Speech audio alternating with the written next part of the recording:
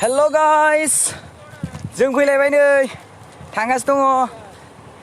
हारियानानि मानसिफोरा जोबोद मोजां बयबो जोंखौ बहुत हेल्प होदो बयबो जोंखौ जाहोदो लोंहोदो दुगैनो थाखाय जागा होदो बेनिखायनो जों दुगैबायबो जाबायबो लोंबायबो बयबो नै गामिनि लामा लामा फैगासिनो दङ जों दायो दिल्ली मोनहां जाबाय दा जोङो जानो हानाय 2-3 या 4-5 बाजियाव आं माने दिल्ली मोनहैगोन खोमा दां माने मोनहैसिगोन होनना बुंदों आरो ना गामिनि मानसिफोरा माने नों आं बायदिनो बिराद मोजांलै हारियाना सरकारनि मानसिफोरा बा मानिनांगोनलै बिराद बरियाखा नै दुगैबाय ड्रेसफोरखौ सोलायना लाबाय जोङो हाजासे एसे मोजांनो गावखौनो गाव दादुरारा मोनखाजोब्बायमोन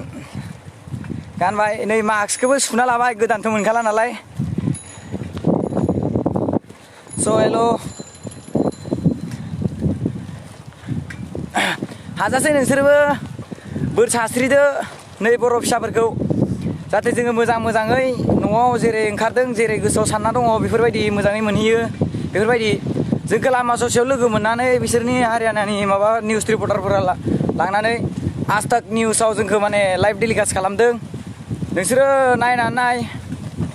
ब्रेकिं निउस जागोन बियो मोनसे जोंखौ जाहोदों लोंहोदों रुटि दै ओंखाम आसार सिन्थाय होलायदों सरबत दै माबा माबि माने मा होनगोन आरो बिराद बाख्नायथाव आरो बिराद मोजां नै बयबो साइकेलजोंनो फैगासिनो दं गामिनि लामा लामा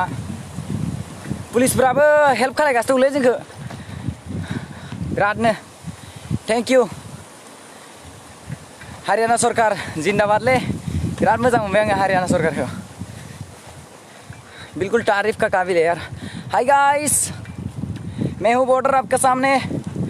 हम पंजाब से निकल रहे थे जी कल से निकला था हम लोग पंजाब कल निकला हम लोग करीब 4 बजे निकला था इसके बाद आया इसके बाद हम कोलानूर बॉर्डर पे फंसा हुआ था उधर से हमें कोई पुलिस वाला बता दिया कि हम लोग को इधर से निकल जाओ हम लोग निकल के आया फिर हम लोग इधर से चल रहा हूँ अभी फ़िलहाल हम लोग को दिल्ली मिलने वाला है वैसे मैं बोरो आदमी हूँ यार इसलिए ज़्यादा मतलब क्या बोलते इसको हिंदी बोलना नहीं आता इतना अच्छा से लेकिन समझ लो यार कोई भी लेकिन मैं ये हरियाणा पंजाब ये सब स्टेट को बहुत थैंक यू बोलना चाहता हूँ क्योंकि बहुत अच्छा लोग है यार आम जनता पब्लिक बहुत बढ़िया है तारीफ़ का काबिल है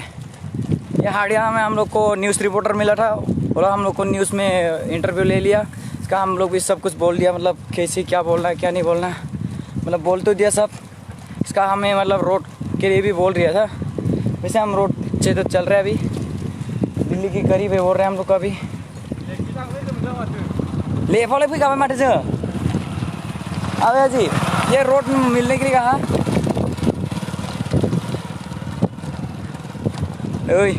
सोरबा दुगाबो दङ नालाय खिथायाबो माथो आं मोजां मथे सोङासै नालाय नै ओइ बिथांनाव सोंहैनि र' आङो लाइभ हगारनोबो लोगोफोर माबालै माबायानो गैया माथो बेटारि चार्जआनो गैया बेयावहाय एसे चार्ज होनो होदोंमोन 30% जादोंमोन हाँ भैया जी ये करनाल वाला रोड मिल जाएगा उधर से थैंक यू जी नै खिथायो सोरबा बिराद मोजां खिथायो सोरबा खिथानो नागिरा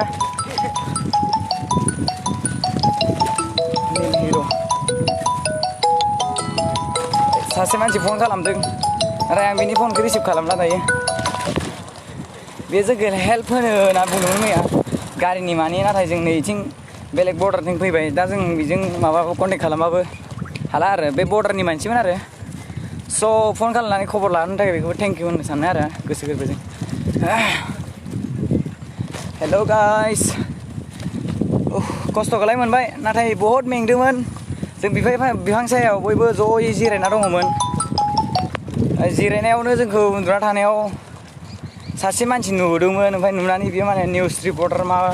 बिदि लेंबाय माबाय ओमफ्राय उनाव जोंखौ मोजाङै इन्टारभिउबो लाबाय थारमाने जोंखौ हमना ला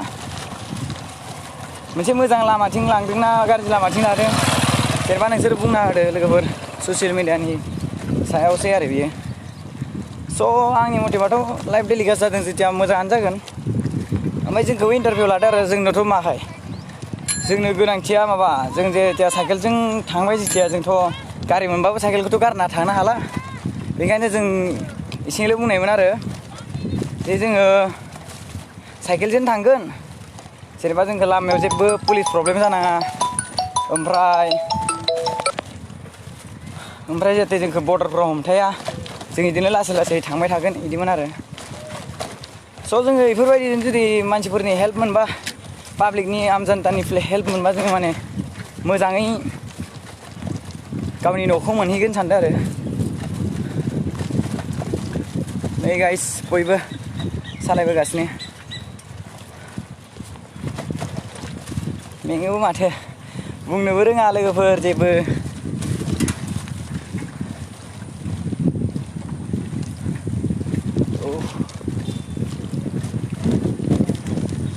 जों एबार मेन हाइवेजों थांनोसै हाइवेनि लामा लानोसै एबार लोगोफोर फन ब्रा ब्रा फैगासिनो दङ जों खबर लाना नायनो नामा